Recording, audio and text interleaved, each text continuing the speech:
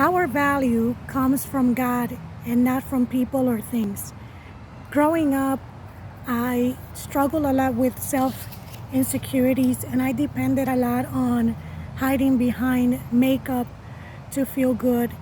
And it wasn't until God really started showing me who I was in Him that I really was able to become free from being dependent on feeling good and hiding behind my makeup. I remember I used to feel ugly all the time. I used to feel like a monster if I didn't have my makeup on. And even to go to the grocery store, I needed to have a full set of makeup on. It was definitely an insecurity of mine. And it was way deeper than just the makeup. It really had to do with my upbringing. But it wasn't until God started showing me that I was loved and I was beautiful that things started to change.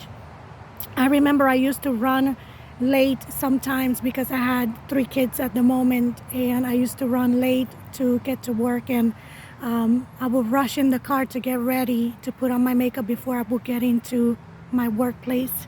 And it was there where God started telling me, stop putting on makeup. I love you just the way you are.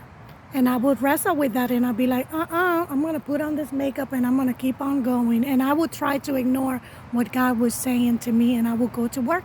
Then the next day, the Lord would say the same thing. So then I started putting on less and less makeup because God would say, okay, put a little less of this. And I was like, okay, I'll do that.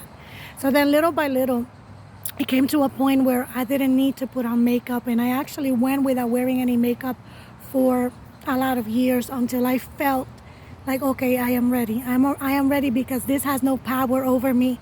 This makeup does not define me. So we need to learn to be, just know who we are, that God loves us. In the Bible, it says on Psalms 139:14 that we are fearfully and wonderfully made by God. And God loves us so much. We are so valuable to God that He actually sent His one and only Son, Jesus, to die at the cross for us so that we could have life, everlasting life. So, friend, you are valuable. And your value does not come from people or things. It comes from God.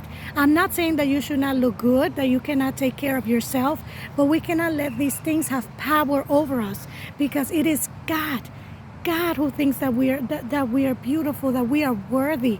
Our worth comes from Him, not from the things or the objects that this world has. Be blessed.